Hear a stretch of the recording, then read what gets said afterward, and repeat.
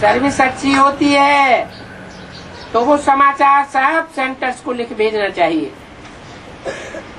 तो सभी को मालूम पड़े कि कैसे सर्विस होती है,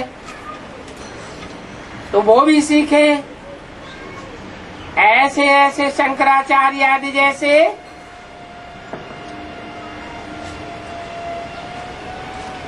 कोई को भी पकड़ने की कोशिश करेंगे तो बहुत सर्विस होगी। ऐसी सर्विस की ख्यालात जिनको आती है उनको बाबा सर्विसेबल समझेंगे। सर्विस में कब रूठना नहीं चाहिए। यहाँ तो बहुतों का कल्याण करना है, बाबा को तो होना रहता है कि सबको ये नॉलेज मिल जावे। सबको माने कितनों को हैं? अन्य बच्चों को मिल जाए, वो सब हो गए। 4.5 लाख को मिले और किसी को नहीं। सबको ये नॉलेज मिले और बच्चों की भी उन्नति हो। बच्चे कितने हुए? 4.5 लाख हुए बच्चे, और नॉलेज सबको कितनों को मिलनी है? सारी दुनिया को ये नॉलेज मिलनी है, बाप और बच्चे की, रचयिता और रचना की। रोज वाणी में समझाते रहते, बदले डिससर्विस ही करते हैं, उनकी याद कभी बाप के अंदर नहीं आती है। उनको तो देखते हुए भी जैसे कि बाप देखते ही नहीं है।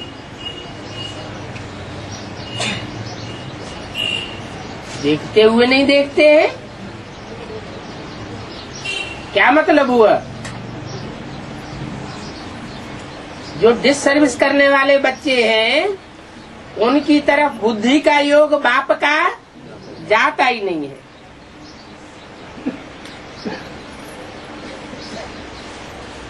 हम तो अंदर में शांति धाम सुख धाम की याद करते हैं। जो सर्विस नहीं करते हैं उनका तो नाम सुनने की भी दिल नहीं होती है। जो सर्विस करने वाले हैं उनका ही नाम अंदर में आता है।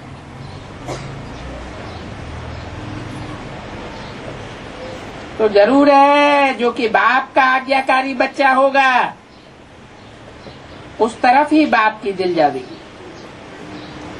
बाकियों के लिए तो जैसे नफरत आवेगी। क्यों नफरत आवेगी?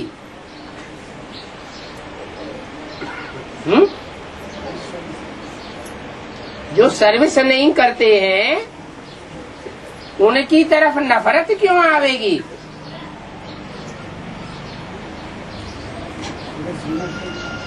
सर्विस नहीं करते हैं तो जरूर डिससर्विस ही करते हैं।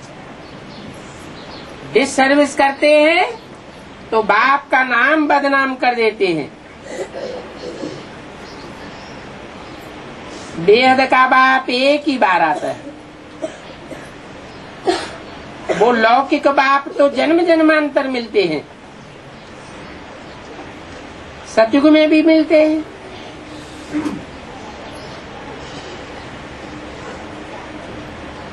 परंतु यहाँ वो बाप मिलता है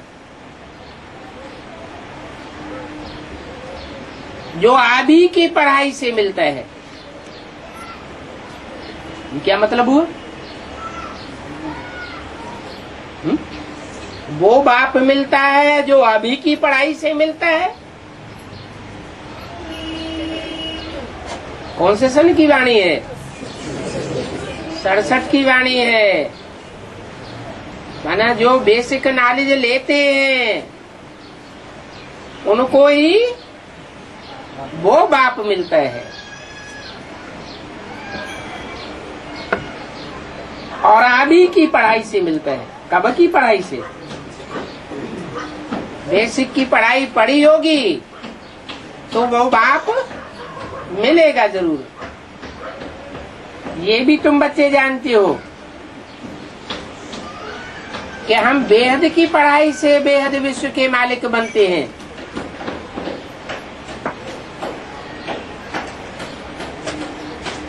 और तो कोई रास्ता नहीं है।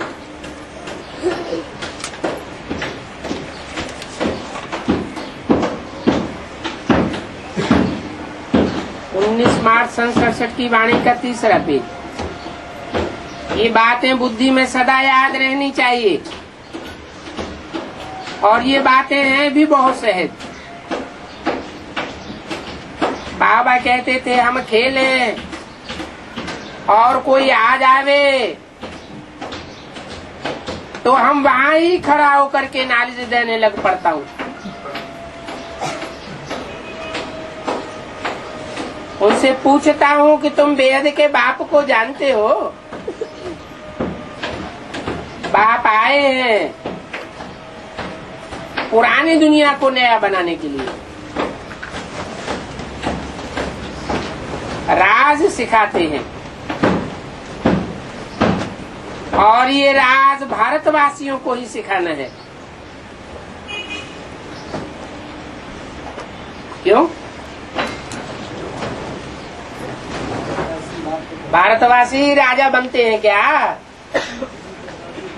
विदेशी राजा नहीं बनते हैं क्या? विदेशी राजा तो बनते हैं, लेकिन भिखारी दुनिया के ही राजा बनते हैं। और भारतवासी निर्विकारी दुनिया के भी राजा बनते हैं। भारत ही स्वर्ग था तो इन देवताओं का राज्य था, अभी तो नरक है। और नरक से फिर स्वर्ग बाप ही बनावेंगे। बाप ही बनावेंगे। ही का मतलब क्या हुआ है? बाप के अलावा कोई देहधारी धर्म गुरु नहीं, कोई दीदी दादा दादा या दादा आदि नहीं, जो क्या करें? नरक को स्वर्ग बनावे। नहीं तो क्या समझते हैं वो हैं कि हमने पढ़ाई पढ़ ली, अब हम बैठ करके नरक को स्वर्ग बनावेंगे। ऐसी ऐसी मुख्य बातें याद करते रहो, याद करते रहो, और कोई भी आए उनको बैठ करके समझाओ तो तुमको कितनी खुशी हो जाएगी। परंतु किसी को भी रास्ता बताने का शौक ही नहीं। क्या बात बताई है कि जो अपने ही देह अहंकार में रहते हैं वो नरक को स्वर्ग बनाने में सहयोग भी बाप का नहीं दे सकते। वो और ही इस नरक की दुनिया को रौरव नरक बनाने लग पड़ते हैं। बाप कहते हैं सर्विस का तो बच्चों को बहुत शौक होना चाहिए। कोई कोई बच्चों को सेंटर चलाने का भी शौक रहता है, कोई बच्चों को फिर चित्र बनाने का बहुत शौक होता है। बाप कहते हैं कि मुझे तो ज्ञानी तू आत्मा बहुत पसंद है। न सेंटर चलाने की कोई ख्वाहिश और न चित्रकारी करने की कोई ख्वाहिश। कौन से बच्चे प्यारे लगते हैं? ज्ञानी तू आत्मा मुझे विशेष प्रिय है। 19 मार्च 67 की वाणी का 2रा पेज। वो ज्ञानी तू आत्मा बाप की याद में भी रहते हैं और सर्विस करने के लिए तड़पते रहते हैं। कोई तो ऐसे हैं जो बिल्कुल सर्विस करते ही नहीं, बाप का कहना भी नहीं मानते हैं। बाप तो जानते हैं ना कि कहाँ किसको सर्विस करनी चाहिए, परंतु देह अभिमान में आने के कारण बाप की भी बात नहीं मानते, अपनी ही मत पर चल पड़ते हैं। तो फिर उनको कपूत कहा जाता है, क्योंकि संग दोष में खराब हो पड़ते हैं। यहाँ भी जो सर्विस करते हैं वो बच्चे ही बाप को प्यारे लगते हैं, और जो सर्विस नहीं करते हैं उन बच्चों को बाप कोई प्यार थोड़ा ही करेंगे। बल समझता हूँ कि इनकी तकदीर के अनुसार ही ये पढ़ेंगे, परंतु फिर भी प्यार किस पर रहे उसका भी कायदा है। अच्छे बच्चों को बहुत प्यार से बुलावेंगे, कहेंगे तुम बहुत सुखदायी हो, तुम पितृ स्नेही हो।